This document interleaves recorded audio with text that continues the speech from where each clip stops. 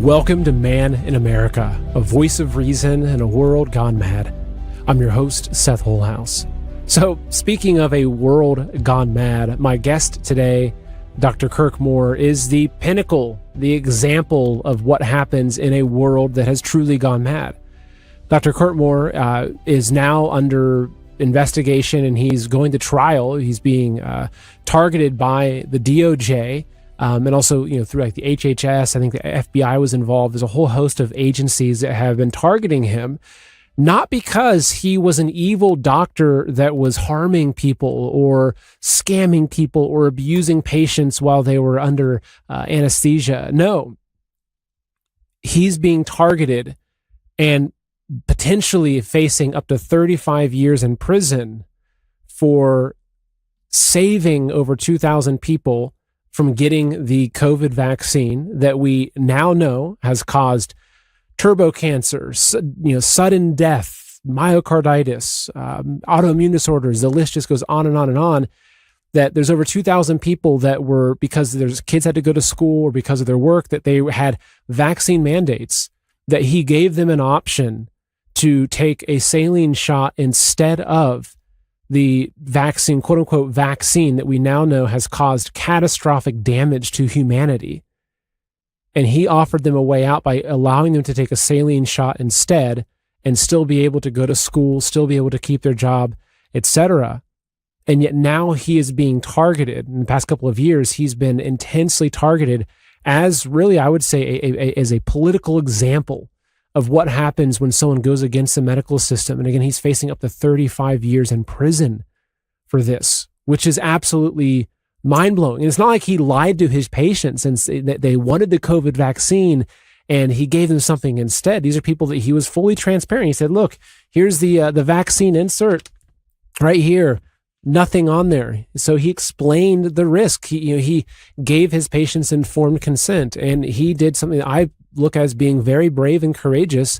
And he offered them a solution to still allow their kids to stay in school or allow them to keep their job that didn't involve injecting this mRNA technology into their bodies. And he's being targeted for it. And so I came across this story on Twitter, and I saw a lot of the people that I was following, big kind of medical voices, freedom fighting doctors sharing this. And I reached out to him, and he was familiar with my show, thankfully, and he agreed to come on. And so this is a really important story for us to get out because his trial is in less than a month. He's going to be going to trial for this. And again, they're going to be trying to put him away for up to 35 years. With some kinds of crazy charges like defrauding the federal government by getting these $30,000 worth of vaccines and not using them. And I mean, it's just this case. There's no precedent for this. I mean, again, he's not someone that was harming and maiming his patients or practicing without a license. He's someone that was following the oath of what it means to be a doctor and doing no harm and giving patients informed consent. And so, what a brave man, what a courageous man. But today's interview is going to be just walking you through his story, what it was like for him in the early days of COVID, what led to him actually choosing to do this. What was the process of how he got caught? What's crazy is that they literally did a sting operation on him, the same way that you'd see with like a drug deal, or you hear about this with the FBI infiltrating a terror cell and they do a sting operation. They got someone undercover that the potential terrorist agrees, hey, let's make a bomb together, and they arrest them. So they literally did a sting operation on this guy to confirm that he was giving his patients an option to not take some experimental gene therapy, some DNA modifying mRNA technology. He gave them an option to do something safe. And so this is his story. I hope that you enjoy this interview. I hope that you can, with whatever your capacity is, that you can help stand behind Dr. Moore, whether it's sharing this interview or donating to his legal fund or whatever it is that you can do, passing this along to the right people. Like hopefully that we can have this interview go viral enough that some people higher up in the DOJ catch wind of it and maybe they can step in. Because this persecution of him started under the Biden administration. And unfortunately, it didn't stop under the Trump administration. So even though we've got Pam Bondi and RFK and Kash Patel and people that are in these major positions, he's still being treated the same way that he was a couple of years ago and still facing these egregious charges. So before we jump in, just a quick few notes. First off, if you like to listen to podcasts instead of watching the video format, just a reminder that every show I do is done as a podcast. So if you get your favorite podcast app, search for Man in America, you'll find me on there.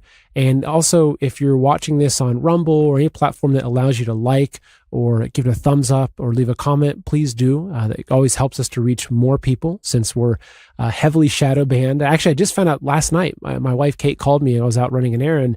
She discovered that we're shadow banned on Telegram. So Telegram, the app, which I thought was like the bastion of free speech, and wow, okay, they're allowing us, especially early on during the COVID stuff, when a lot of us got kicked off of Twitter and other places, Telegram was a great place to go and build a community. We found out that even on Telegram that we're shadow banned. And if you go on there and you search for Man in America, the show doesn't even come up.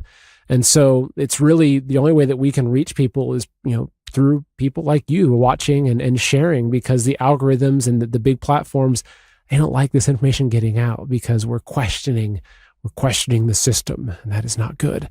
So please enjoy the interview now with Dr. Kirk Moore. So you've heard me talk about macrobiotic seasonal eating, how aligning your diet with the seasons and eating real, local food can transform your health. But what do you do when your body's out of balance? That is where Sweet Wheat comes in. Sweet Wheat is 100% certified organic wheatgrass juice powder, cold juice and freeze-dried to retain all the live enzymes and nutrients that your body craves, especially when you're dealing with too much acidity from processed food, sugar, or just stress.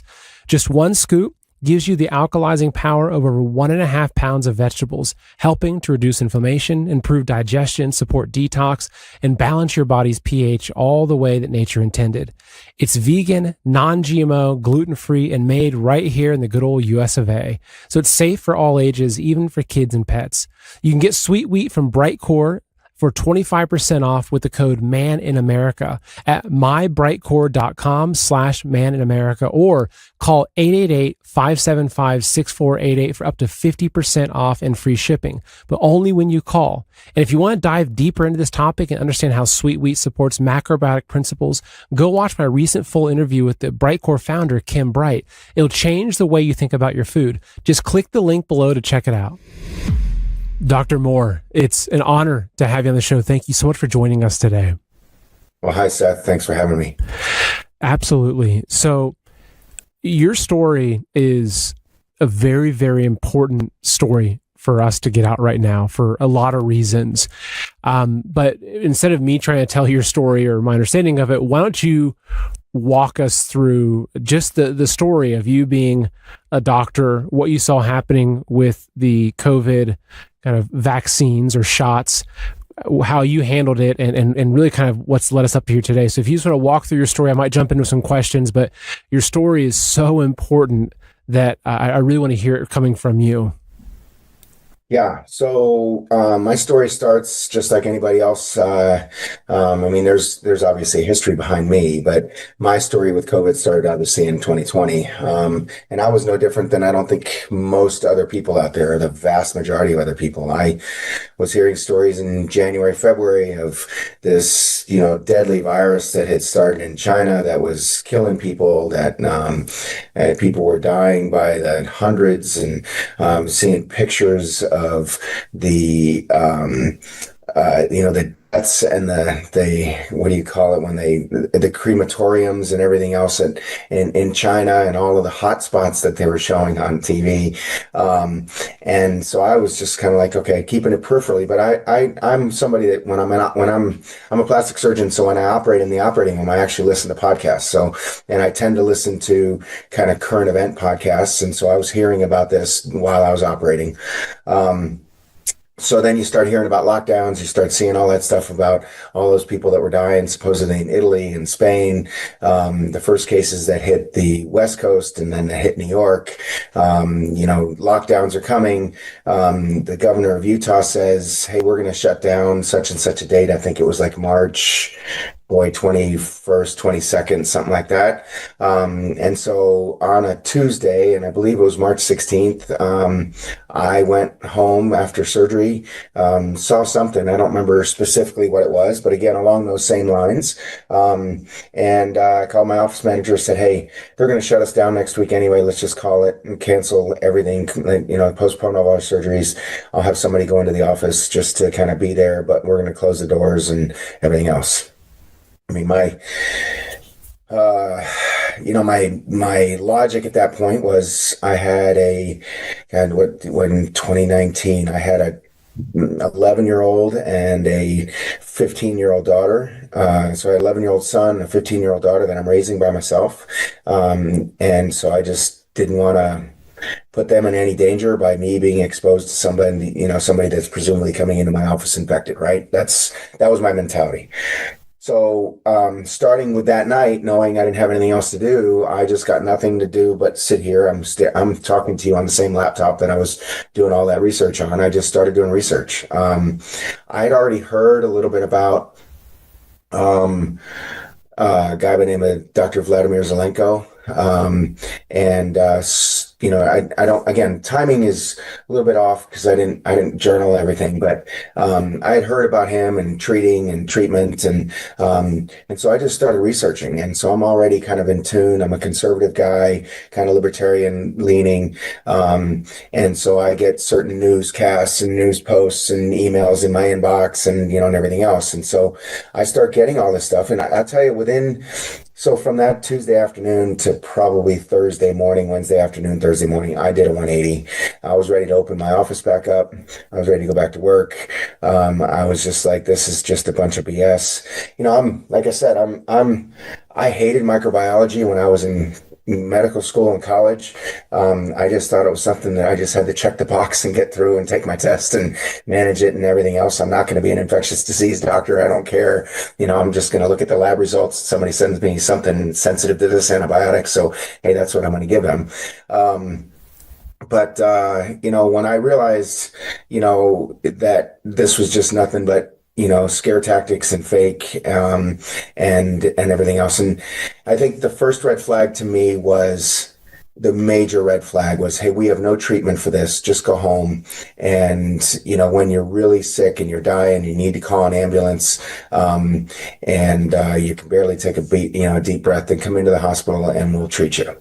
That to me was so antithetical to the practice of medicine as the way I knew it.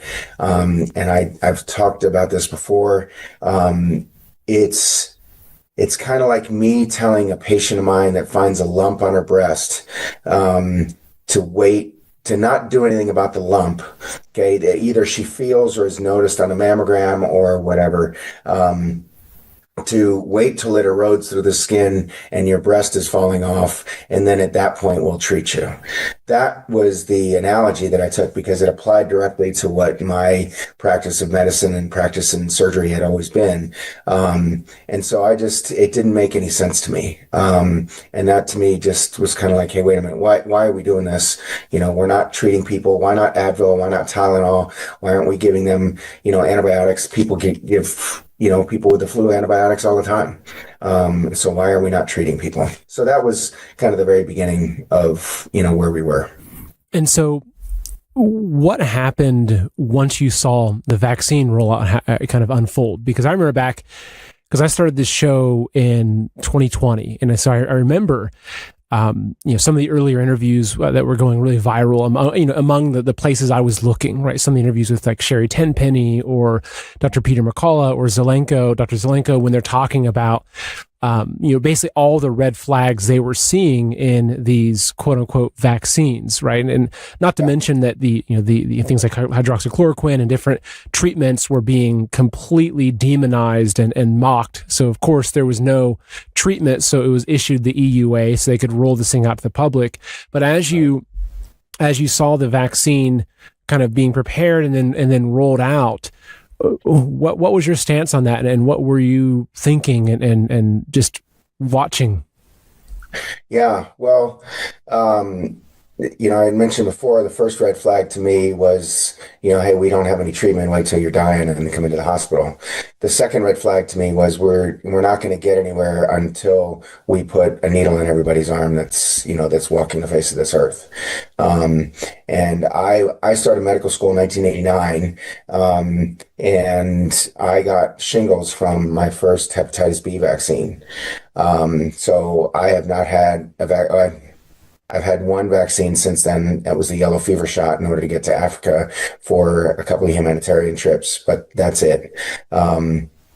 So I was very skeptical. My daughter is partially vaccinated. I wasn't fully, I guess the term now is the anti-vaccine network, people, but I was never really anti-vax. I never really kind of like railed against it. I just said, hey, I just don't think it worked for me. I don't think it works for everybody. My daughter was being partially vaccinated and she got some sort of vague abdominal pain a couple of days after her, I don't know, she's 2 years old. I can't remember what vaccine she got, but couple of days after that, we ended up in Children's Hospital and they wanted to take her gallbladder out. And I'm like, on a 2-year-old? Yeah, no thanks, hard pass. So at that point, that kind of turned me around. So that was like 2005-ish range. But so when again, with that background and with me having treated people with hydroxychloroquine and ivermectin and steroids and everything else through 2020, because that's what I was doing, and because nobody else was doing it, and I had 100% success rate, never had anybody go to the hospital, never, kind of like Dr. Zelenko had, never had anybody go to the hospital. Dr. Brian Tyson, out in California, Sherry Tenpenny was somebody that I was following from back in the early 2000s regarding vaccines. So yeah, it was all of that. So when I hear that, kind of like, hey, no, this isn't going to work. Geert Vanden Bossche is talking about, non-sterilizing vaccines. You never vaccinate into, a quote unquote pandemic. At this point, we didn't even have a pandemic. It was not treated, I think when we had shutdowns here in March, in early February, when they called the, what is it called? They call it FAKE with the World Health Organization, PHEIC, public health concern, public health emergency of international concern, right? Which I think is really interesting that it's that if you spell it or sound it out, it's called FAKE, right? When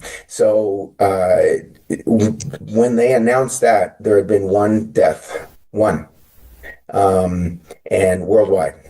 And so if you look at the chronology, and there's a guy that has a chronology up online, Eric Coppolino. I don't know if you've heard of him. He keeps a website and he documents the day by day, and I just found this recently, so it's not like I was following it back then, but, anyway, but there was one death. And so we have all of this stuff when they announced this, kind of fake COVID vaccine or fake COVID, pandemic. There had been a total of one death. There had been some hospitalizations in a country of 1.4 billion people where they have hundreds of thousands of people with pneumonia every year. Again, this is all hindsight.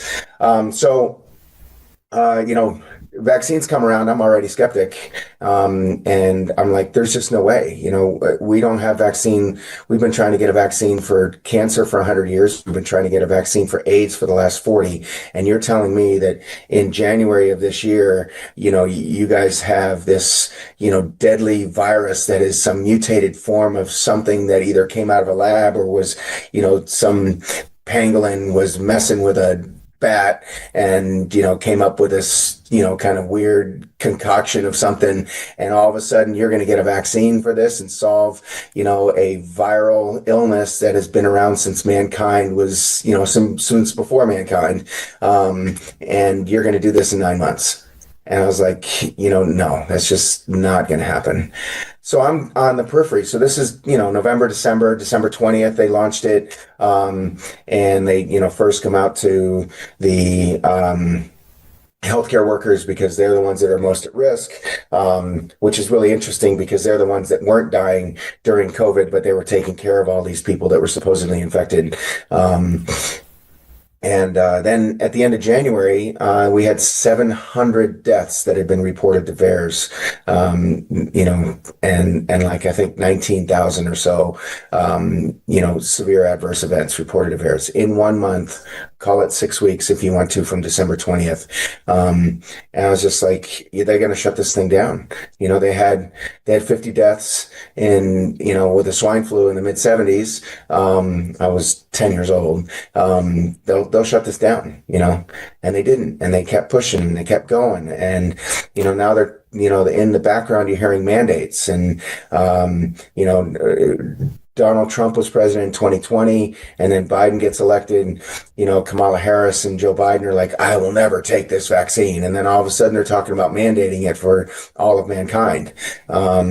So we start, progressing, and it's just as deadly, and you're hearing all these reports. Nobody's paying any attention.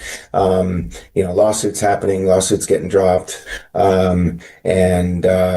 School is out, but they're starting to talk about, okay, what's going to happen for school next year? They start talking about mandating it for kids to go to school. I start having my patients coming to me that I had treated for COVID, and their families worried that, they didn't want their kids to get these vaccines. So I called the Utah Health Department or emailed them, said, hey, I'd like to become a vaccine clinic, and opened up my doors to vaccinating people for COVID in May, June of 2021.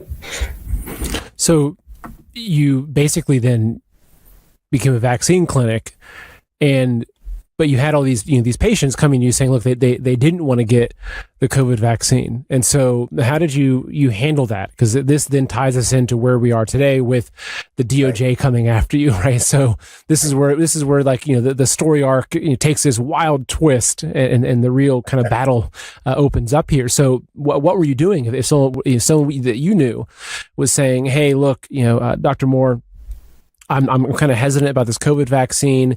Should I get it? They're saying my kids had to have it to go to school. You obviously, have been following, say, Dr. Tenpenny for some time. You knew what it was. You weren't one of those doctors that, got his first shot and his booster, then found out 2 years later, oh my goodness, this was really bad, and how many did I get out? So how did you approach that? Well, I approached it the way I approach anything else in medicine. When I have somebody coming in, I'm a, cosmetic surgeon.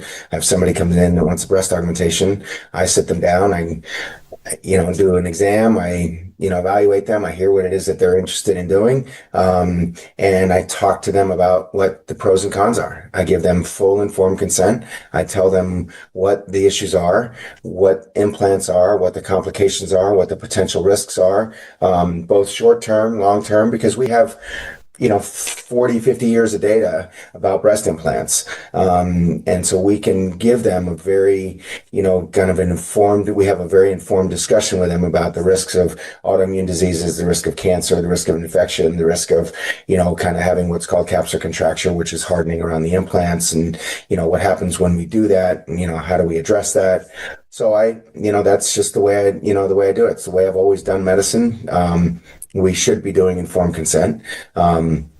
And we're not doing informed consent when we inject a product that we don't even have the list of ingredients, that we don't have anything on, that when you look at the safety data sheet that comes with the vaccine, it says intentionally left blank on it because it's all proprietary information. And you show that to your patients. It's kind of like me saying, here, let me put this breast implant in. I don't know what it is. I have no idea what it does. I don't know whether it's going to explode. I don't know whether it's going to give you cancer. I don't know whether it's going to give you autoimmune diseases, but it could look really well. It could look really good if everything goes okay. So again, just like I was using the analogy before of having a lump on your breast and everything else, I just applied this to my own practice of medicine. And so when you explain that to people, even whether they're coming to you wanting that procedure done or whether they come to you already skeptical of what it is, then you both come to that decision. And like I said, mainly in the summer of 21, it was for the kids. And a little bit later that year, I think,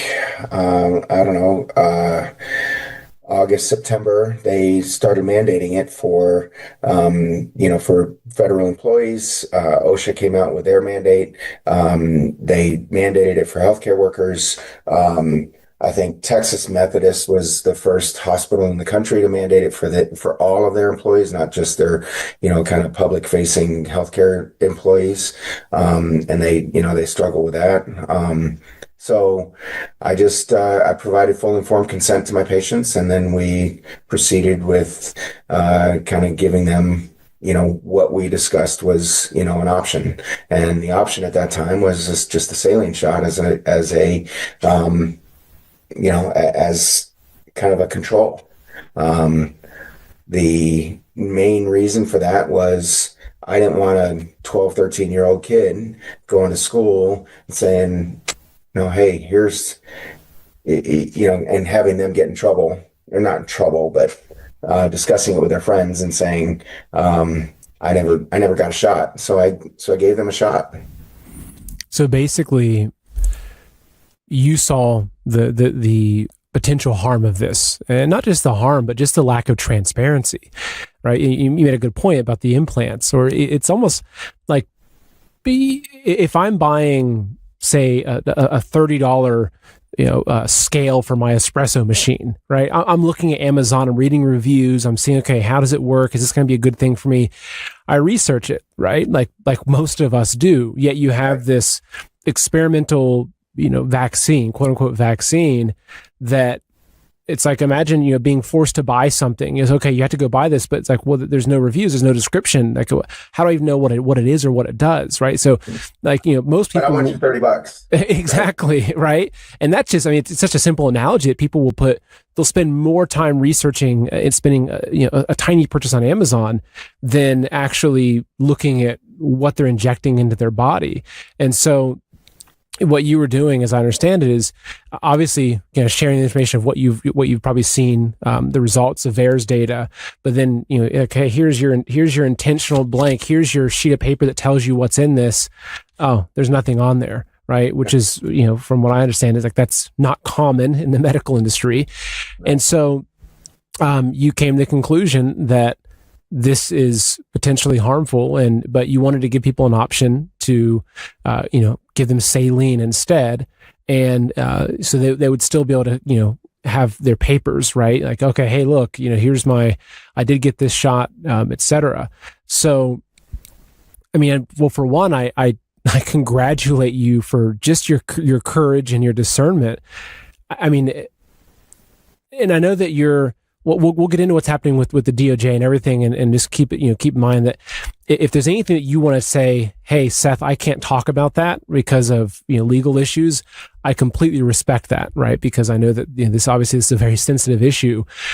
So how many of those saline shots did you end up administering? Like, how many people did you save from potential death, stroke, heart issues, autoimmune disorders, etc.? Yeah. So I ordered just under 2,000 vaccines from the Utah Health Department.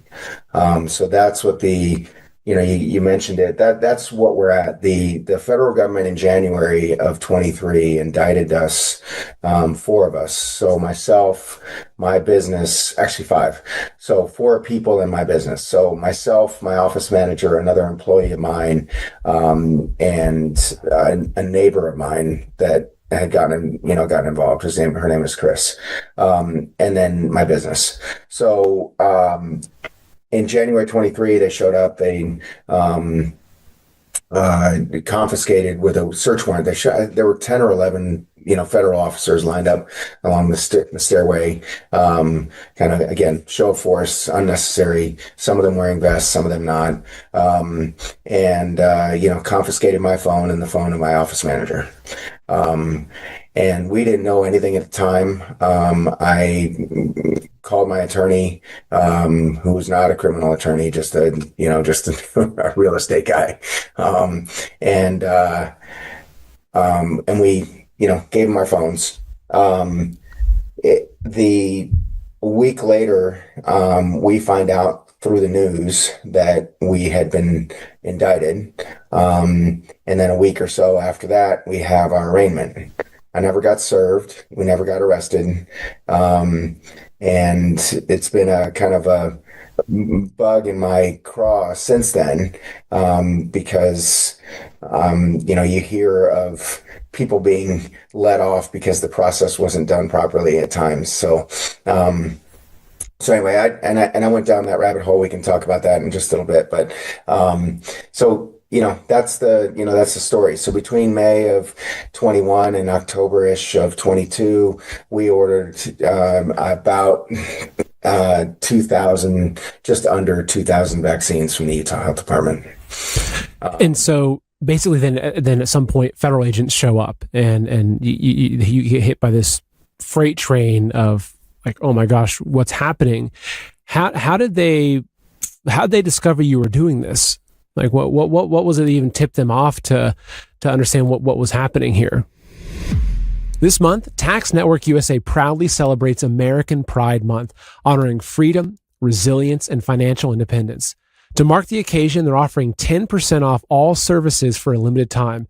If you're dealing with back taxes or missed the April 15th deadline, don't wait. The IRS is stepping up enforcement fast. Penalties can add up quickly, up to 5% per month, maxing out at 25% of your total tax bill just for not filing. That's on top of what you already owe. But there's good news. Tax Network USA can still help you turn things around. Whether you're self-employed, run a business, or your books are a complete mess, their team knows how to cut through the chaos and find solutions that work. Your consultation's free, and getting ahead of the problem now could help you to avoid harsh penalties, wage garnishments, or surprise bank levies. Take the first step. Call 800-958-1000 or visit tnusa.com/MIA. And don't forget, this month only, you'll get 10% off as part of their American Pride Celebration Month. Regain control of your finances with expert help from Tax Network USA. Yeah, I have to be careful about that because it's in my discovery and and it's protected. So, let's just put it this way. They found out somehow, and they ran a sting operation. So they sent somebody in, and they ended up getting a card without a shot even, I think. And then she sent in, it was a female, and then she sent in her boyfriend to also come in and get a shot.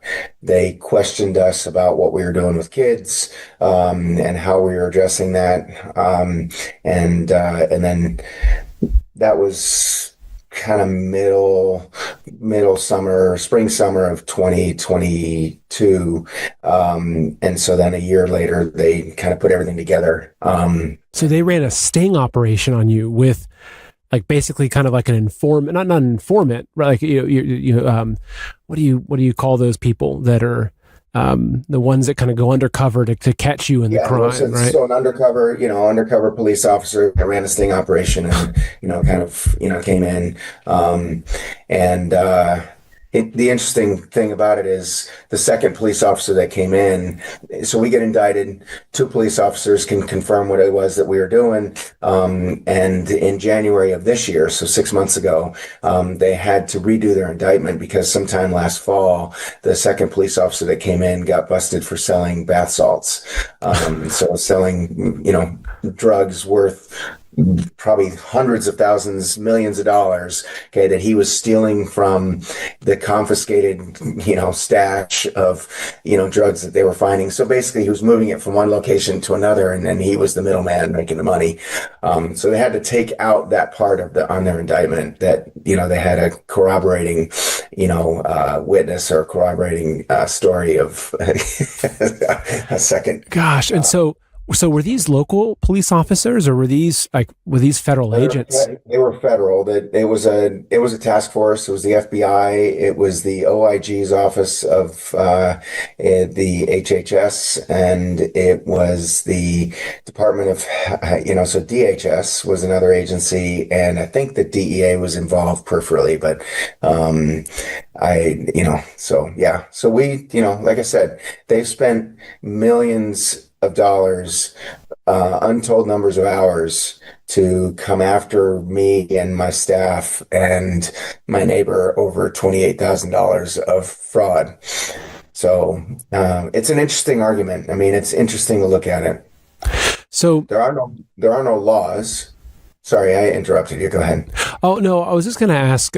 Okay, so you said I'll kind of follow what you're saying real quickly. Then I have different questions. So you're saying there are no laws, right, or precedent for this, because it's like, yeah, I guess what would this kind of be considered? It's like, okay, so clients coming in, a patient comes in.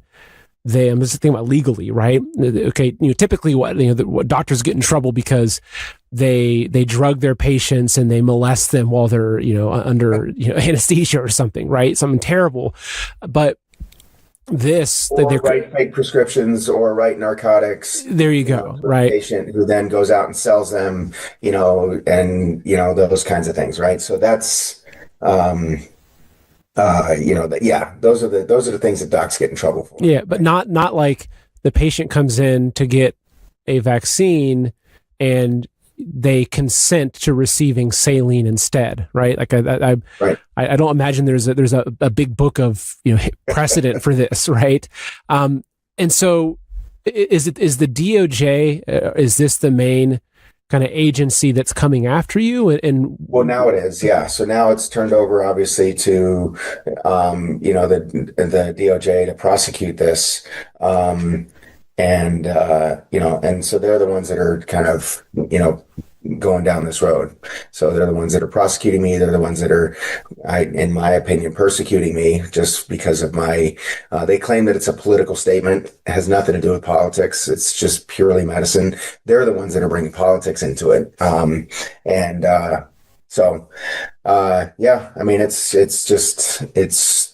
kind of they have to try to shoehorn in some sort of violation into another statute. So what they're trying to say is that I defrauded the government of $28,000 worth of their product. And what they're saying is we paid for that product. And with our taxpayer money, by the way. No, exactly, right? So whose money is it? Exactly. Yeah. I mean, and I know that you and I kind of are on that same level type of, but it's kind of like, yeah, so whose money are you using? Did you use your own money? So, and if you did, where did you make it? Okay. How did you make your money to then buy this vaccine? I mean, we can get into all the other stuff on how the production of the vaccine was done and all the stuff with Sasha Letapova and all the stuff with, Catherine Watt and, this being a full-on DOD operation to begin with. And, and then them calling up Pfizer and having them slap their label on the, on the bottle and saying, hey, we'll give this to you, but then in turn, we hear you sign this contract with us and we'll buy it from you. So they had to shoehorn in what it is that we supposedly did wrong into a fraud statute. Well, fraud requires intent. So, I have to have an intent to take something of value from one person and purposely redoing or doing something wrong with it so that person there. So they're giving me money to invest in a piece of property, and then I don't invest in that piece of property, and instead I go out and buy a car. That's fraud. Okay. So what they're trying to do is they're trying to say there's a number of things, but they're trying to just say that I defrauded the government of their product because I signed a contract to become a vaccine provider for the COVID vaccine, project, and I didn't do what it was that they wanted me to do. You brought up Amazon earlier, on buying a scale for $30. Okay, so let's look at it this way. Let's take that same scale, okay, that you buy from company X, and the scale comes with, all the instructions and comes with, hey, this is how you use it. This is how you turn it on. This is how you change the units. You go from ounces to pounds to kilos to milligrams, grams, whatever. And, this is how you do that. And then you decide when you bring it home to turn it upside down and use the under part of it, and that's how you weigh your product. Okay, that's what that's in. And so now company X finds out that you're doing that with their product, so they want to sue you. Okay, or they're saying that you defrauded them of the use of their product because you did something other than what they wanted you to do with it. Okay, crazy.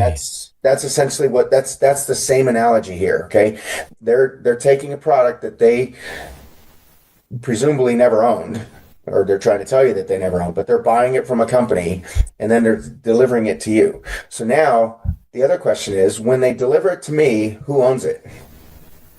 Whether I paid for it, okay, because I did with my tax dollars, but whether they're giving it to me for free, and even though it has some instructions to it, just because I don't use it that way, is that fraud? And especially when there was nobody that was hurt.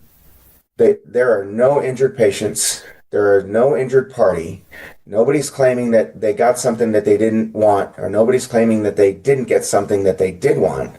So there's nobody here. They can't bring anybody up on the stand that says that what they got was they didn't want, or what they didn't get was what they wanted. And so they're trying to kind of shoehorn this into that. Then their conspiracy thing, is because there's more than one person doing it. And then I counterfeited the cards. Well, I didn't counterfeit anything. These were cards that were given to me from the federal government, or from, presumably from the federal government. I don't know that because they don't have an OMB stamp on it. So I don't know whether this is an actual federal government piece of paper or not, but it's got a logo. It's got a CDC logo that I can download and put on a piece of paper. I mean, I did that with a friend of mine. Hey, funny story. You got a minute? Oh, of course. Yeah. So a really good friend of mine was married to a gal who used to work for me, and he was up skiing at Snowbird, and he was going over into the Altaside because it had snowed and there was just all this fresh snow, and he was just getting powder run after powder run, and nobody was there and everything else. So he does it 3 or 4 times, and finally he gets down to the bottom of the hill, and there's ski patrol waiting for him. They revoke his pass because he was skiing out of bounds, and it was, he knew it.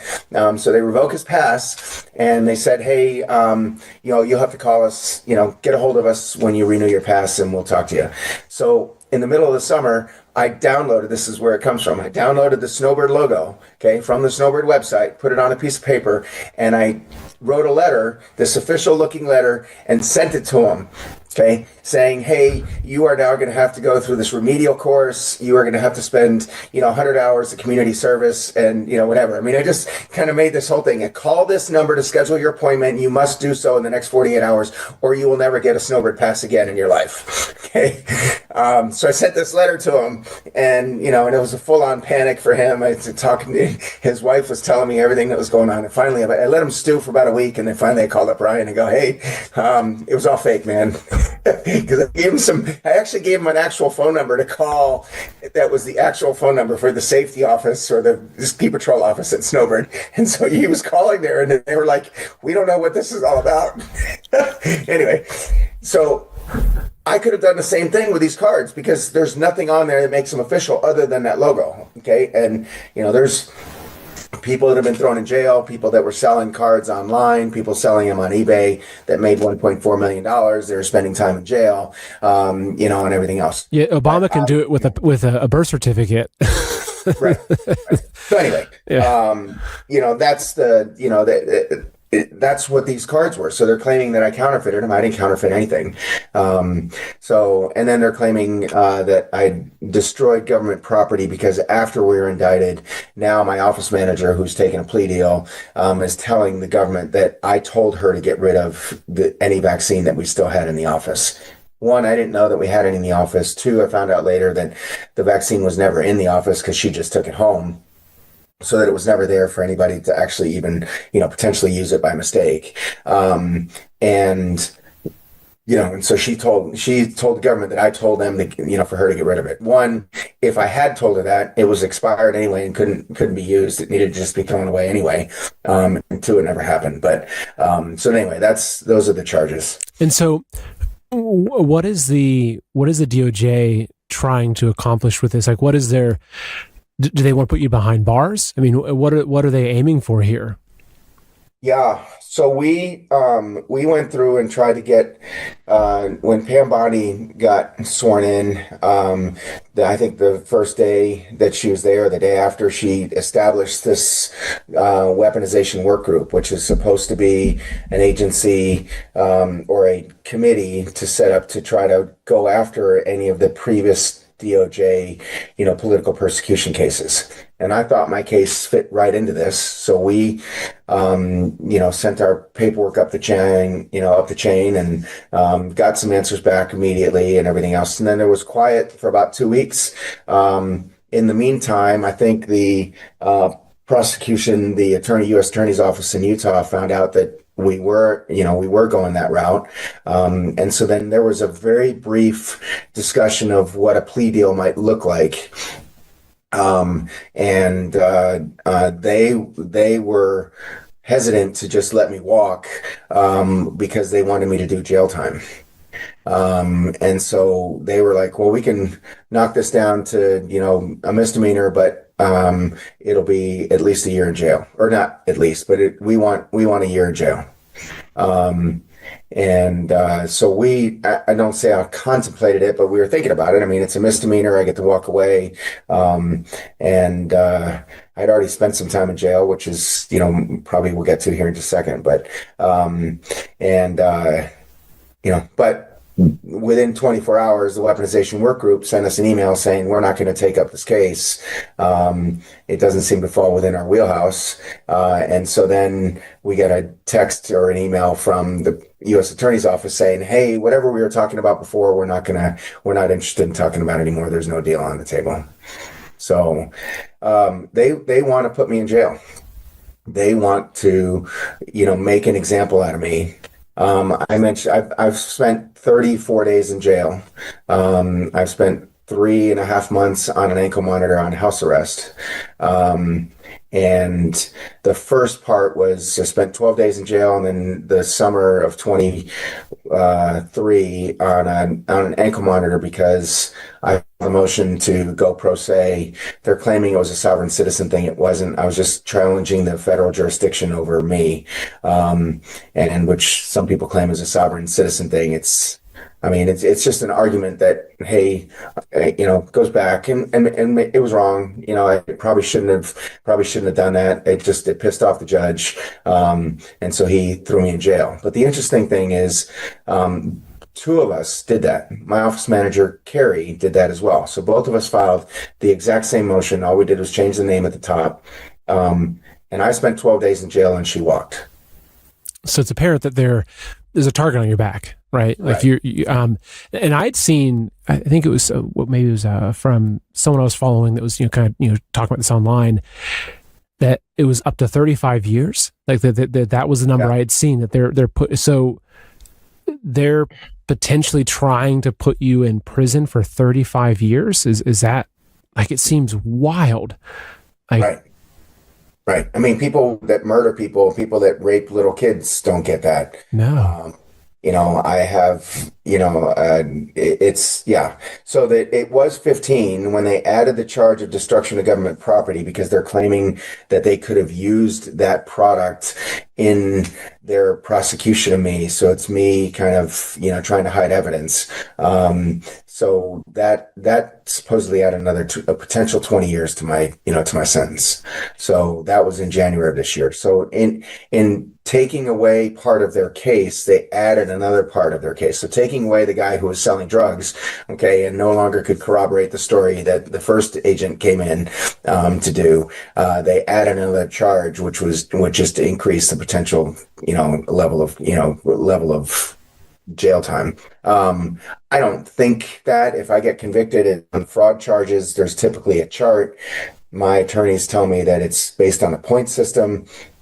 Again, I don't know, whether this destruction of government property case will go. It's her word against my word, essentially. And I never told her that. So,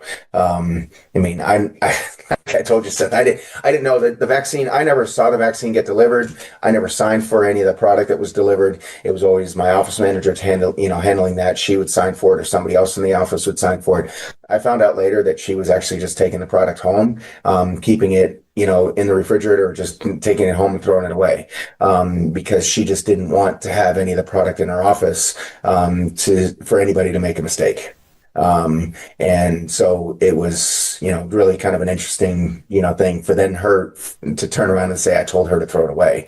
I didn't even know where it was. I found this out after we were indicted that, hey, Carrie, what were you doing with it? Where is it? Why is it not in the fridge upstairs? Whatever. And that's when she told me the story. So, gosh. And so, so like, what are the next steps in this? Is there going to be a trial, or I mean, 'cause I'm not a lawyer. I'm not as familiar with the exact process that these things follow. So, like, what are the next steps? What's the timeline? How's this unfold? So we go to trial in 20 days, July 7th. We've been, both on their part and on our part, we've pushed this thing back. And very briefly, I spent another 22 days in jail in November of last year, because I sent a text message to my co-defendants telling them that we had court the next day. And so we're not supposed to talk about the case, among the co-defendants. So I sent them a text saying, hey, we have court tomorrow. It'd be nice for you and your attorneys to show up. And because I knew that they had communication issues with their attorneys. In other words, one of my co-defendants has probably talked to her attorney in 2.5 years, probably talked to him maybe 4 times. And so I knew that they were having struggles. And so I didn't know if they knew about the case. So I sent a text message. Because I use the app called Signal, the insinuation is that I was trying to hide the text message. I mean, a lot of people use Signal. Yeah. But anyway, and again, 2 of us got thrown in jail, and then they let her go 24 hours later, or 48 hours later, and they kept me in jail for 22 days. Goodness. So, again, same thing. There's a target on my back. They're trying to send a message. They're trying to, they're just singling me out because I'm the ringleader here, supposedly, of having done, this crime against humanity of doing what my patients wanted me to do. Gosh.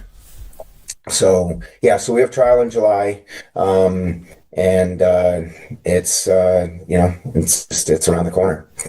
Man, so I'm a father. I've got a 1-year-old and a 4-year-old, and I can't imagine what this would be like. Especially, you mentioned that you're solely responsible for raising these 2 children. That they're not adults. They're obviously dependent on you for. Probably, I'd imagine, like much of what makes up their entire world is tied to you and your support for them. And so, what's this been like for you? Just mentally and emotionally, just processing this and thinking that you've gone from doing what you believe to be the right thing, which I agree with you, right, to now thinking you could spend potentially years behind bars for this and not see your children go through high school graduation or any of these things. I mean, you're quite composed and you've got a smile on your face in this discussion, which is great. But how's this like? What's the toll this has taken on you dealing with this? Well, my daughter. I mean, I mentioned before she was, in 2020 she was, 15, 16 years old. She's 22. She just turned 20. Oh, okay. She was 17. My son was 11 when COVID started. He was, 13, 14 when I got indicted. So he's 17. He'll be 18 in October. So they're a little older, but like I said, I'm still the provider for the family. And what's it going to be like for them to not have their dad?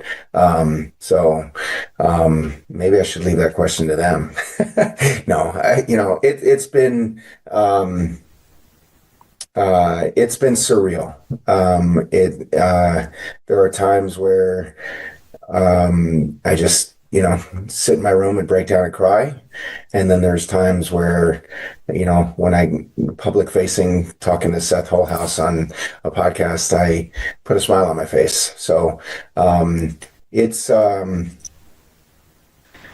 it's been a struggle. There's no doubt. I have some really good support behind me. My mom, supports me. My dad also died in 2019, so that was a struggle for us. And I've got my sister. She lives in Connecticut, over by where you are, but support. I've got a girlfriend, fiance that that helps us, and some really close friends and some people that I've actually met through this whole saga, that have, really been behind us. I've got a whole community of people on X that, kind of are trying to, get things to go viral and trying to help us out. So it's been a emotional roller coaster. Obviously, being thrown in jail for almost a month, is, provided, it was a huge difficulty for my family and for my office because I'm still working. And it was a huge wrench in the chain. But you gotta, roll with the punches a little bit. You just take what's thrown at you and figure out a way to adapt and make it happen. So, there's been a lot of support for us online. It's ruined me financially. I'm in the process probably having to sell my house, and just to pay my legal fees. It's probably cost me $750,000. And the expensive part's coming because now it's trial. So that's where, I'm not bashing them, but that's where the attorneys make their money, is because, they're taking care of one client every day that they're there. And so that's expensive because they can't do any work for any of their other clients. And so it's a 24/7 deal for them while they're in trial. And I have to pay an attorney to be there for my business, or my business has to pay which is me, has to pay my attorney to be there for the length of the trial every day. And he's not gonna, he contributes because he's a smart guy. Okay. But he's just there. He doesn't have to be there. He shouldn't have to be there, but he is. So I'm paying somebody as a peripheral, as a third attorney, because I have two of my own. I am paying a third person to be there, to basically do nothing for me just because that's what the system requires. Gosh. So, cause I've seen there's a lot of, big Maha voices, doctors that, frontline doctors and people that have been talking about this case. And is there any hope in getting us up the chain to say RFK Jr. or directly on the desk of Pam Bondi? Is there any hope that under this new administration that someone might step in and say, hey, look, this is so wrong what's being done to this person? Or do you think that it's something they wouldn't touch because touching this starts to get into Operation Warp Speed and like Trump's, kind of self-admittedly the father of the vaccine. And so right. It's very different than you being, say, a J6 political prisoner, right? That was exercising your rights peacefully. Right. And they got let out day one, right? On January 20th, an hour after he's inaugurated, he's pardoning every single one of them and they're out of jail within 48 hours. I really thought that the weaponization work group was going to be able to do something for us. This is a civil rights issue. It's a First Amendment issue. There's just all kinds of ways that you could couch this. Certainly a political persecution. I think there's no doubt that, me having spent 34 days in jail for what two other of my co-defendants spent 0 time in jail, or one spent 0, the other one spent 2. It's, certainly demonstrative, should be demonstrative that that's what they're going after is me, individually, even though I, supposedly did the same crime that other people aren't spending any time in jail for. So, I don't know what the if you look up the definition of persecution, I think my picture is sitting right next to it. I had a lot of high hopes for RFK. I knew what his stance on vaccines were, before he joined the Trump administration. I think he's been muzzled. I know some people that know some people that, we're 6 degrees of separation away from, kind of being able to shake hands with, any person that right, or any person that's on this earth. So, it's just interesting to me. So RFK on his personal X profile said that we were heroes and that we should be let go. And that we provided great service in treating our patients. On his official channel, zip, nothing. So I think I know where he stands. I know enough people that know him, that actually personally know him, that have told me where he stands, and that it's been a real struggle with this administration in terms of actually putting in place the parts and pieces that he really wants to put into place, and to go in the direction that he thinks, things should go. And I'm sure Kash Patel and Dan Bongino are finding that out too with the FBI. So it's hard. So I don't know that one of my attorneys who is no longer with us thought for sure that this was going to get, that I was going to get a pardon or that the case was going to get dismissed. And I had high hopes for that as well. I didn't defraud anybody. I didn't steal anybody's money. I didn't hurt anybody. And I don't have any complaints coming from any of my patients. The only people that feel wronged by this, is a federal government agency, that feels that I need to be made an example out of, so that it shows that if you don't comply with what we tell you to do, then this is what's going to happen to you. It's just absolutely crazy because I look at you as a hero. Like, that's how I look at you. I see there's so many doctors that just followed the instructions that they were given without questioning. Now, there's been a lot of doctors that didn't, right? And I've gotten the opportunity to sit down and interview a lot of them, and they're amazing people. But of all the different freedom fighting doctors that I've met, you're the only one that's facing potentially decades in prison for what you did, which is just insane. And so in terms of what we can do to help, obviously, this is one of the reasons why I wanted to have you on the show. As soon as I came across your case, I messaged you on Twitter, and thankfully you're familiar with my show and was able to set this up. This is one of the ways I see that I can help, is just to get this information out to as many people as possible. But for people that are watching this, just shaking their heads, how can people help you? How can we get behind you and support you in this? Prayers are always helpful. Okay. And we pray every day. And just kind of hoping that happens. Getting behind us, and showing up to court when it starts on July 7th and have a huge showing, calling and talking to your, representatives and senators and everybody else, and trying to get them to have, some input and try to direct the conversation and try to say, hey, look, this guy is just, this is wrong. What's going on? And then any financial support through, our Give, Send, Go account. And like I said, it's gotten expensive. It's been a difficult process for us. We set out, 5 years ago with $1 million goal, knowing that that's what it was going to cost us. I think I was pretty much right on. And my eyesight isn't as good as it used to be. I think we're right at about 130. Is that what that said? Yeah, 129. And it's everyone's will know the link to this. I'll put this to Give, Send, Go link in the description of the show. It's givesendgo.com/fight4more. And it's a number 4. So fight number 4 more, MOORE.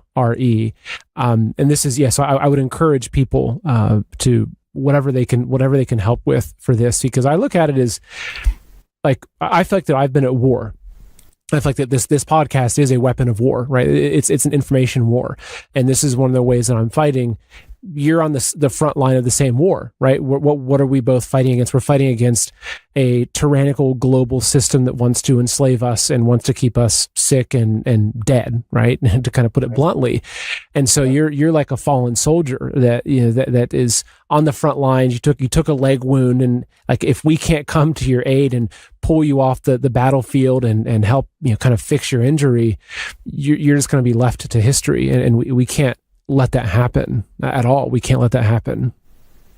Well, I appreciate that. Thank you. The interesting thing, you mentioned this earlier, I'm the only one. I'm not the only one. There's some nurses and nurse practitioners and so on that have been convicted. I'm actually finding this out. There's a couple from New York that I just heard about, a nurse and another nurse practitioner, I think, that have, been taken to the woodshed over this in the New York system. I've all of those other docs that you talked about, not to, demean them or disparage them or anything. They were facing, loss of their board certification, loss of their hospital privileges. Some of them might have been facing loss of their license because of that to some degree. And that's their fight. I've already lost my hospital privileges. I lost my hospital privileges back in 2020 when I just refused to wear a mask when I went in to, take care of patients for free in the emergency room. I used to take call 3 days a month, 4 days a month, something like that, as a plastic surgeon to go in and sew true people up. I never charged anybody for it. Never went, never filed insurance, never turned them away, never said I couldn't do it, took their stitches out in the office, again, did this all for free. Okay. It was too much of a hassle for me to try to, file insurance claims, get denied and, everything else. So I was doing that 3-4 days a month, and I've been doing it for 20 years. But I was going into the emergency room on my own dime, on my own time, to take care of their patients. And they were requiring me to wear a mask when I was in there. I got turned in 2 or 3 times. On the third time, they brought me into the administration office. I walked in with a whole stack of papers and said, "This is what masks don't do." And they're like, "We don't care. This is our hospital policy." I said, "Well, then I don't care either. Then I guess I'll no longer work here." So that was step one. I lost my board certification because in order for me to have a accredited operating room, I have to have hospital privileges. So I no longer had hospital privileges. So I lose my board certification because I lost my accreditation to my surgical facility. And so the next step is to lose my license. I can't lose my license necessarily unless I get federally indicted or federally, convicted. So that's the next step. So even if I get a federal conviction and then, by some chance, I stay out of jail, I'm still going to lose my medical license. So it's just kind of like one domino after another. And, look, Seth, I've said this dozens of times. It's not my own saying, but the process is the punishment in all of this. And it's, let's just keep going. It's a David versus Goliath. It's one guy fighting against the federal government over $28,000 in fraud. If they would have come to me and they said, "Hey, look, why don't we just forget all this? Why don't you pay us back the 28 grand, 29 grand? We'll fine you a 20% overage fee, give us $35,000, and we'll make it all go away." I would have thought about that. It's just kind of like, hey, okay, let's do it, right? But no, it's turned into this, kind of like a battle of, like I said, a persecution of a physician. Do what we tell you to do, or this is what's going to happen to you. Absolutely insane. Well, I appreciate you giving me the time. I know that you've got limited kind of amount of days before the trial hits. I hope that anybody that's watched this interview can share it. That's one of the most important things that we can do. And maybe this interview reaches some ears of someone in the federal government that can then pass it along, and maybe we can use that. The one thing I can tell you is that you're not fighting alone. You've got a lot of people that are supporting you, and will continue to support you. So please keep us updated. I'll make sure that I'll put your Twitter link in the description for the show as well, so people can follow you and get updates on what's happening. I'll make sure that the Give, Send, Go link is also in there as well. And hopefully we can help kind of turn the tides with this, because if they make an example of you out of this, then who's next? Right. And that's the thing, is that then that establishes precedent, and all of a sudden it's like, oh, great. Who else can we take down? Right. Well, then it takes away your freedom. right? I mean, you've already talked about that. You talk about that on your show all the time. But if we lose the ability to determine what it is that the government is going to tell us or want us to put into our own bodies permanently, there is no reversal of a shot. This shot is, this mRNA stuff that they're injecting is a permanent hijacking of our cells. And if they're allowed to do that and then they get away with it and they say, hey, we're going to inject you, you're going to get a lot of docs out there that are just not going to do this anymore. And two, if they know what the ramifications are, then they're just going to quit. Exactly. And so then we're stuck with, what kind of quality of medicine are we going to have when we have people that are not the smartest, that are out there that are actually, kind of the ones that end up taking care of us. Exactly. Well, Dr. Moore, my prayers are with you. And Thank you. I let me know if there's anything I can do. Obviously, I'm going to try to get this interview out to as many people as possible. But again, you're not alone in this. You've got a lot of people standing behind you. And I thank you for the courage that you've had to do what was right and not what was convenient. And I hope that you can be an example to more people in a positive way. Like not the example that it's like the one kid that gets in trouble in school and the teacher's make an example out of them, right? But more so that you're the one person that stood up against this, megalithic or monolithic system, right? This massive, kind of corrupted system. And I thank you for that. And again, thank you for your time today. Okay. Well, thanks for having me on, Seth. Absolutely. Thank you.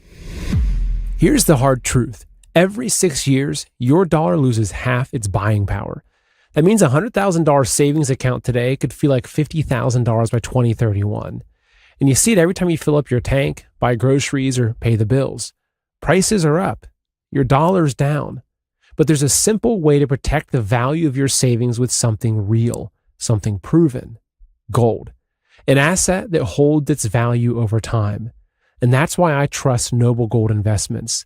They make it simple to protect your savings with physical gold or silver. No high-pressure sales, no call centers, just honest guidance, one-on-one support, and transparent pricing.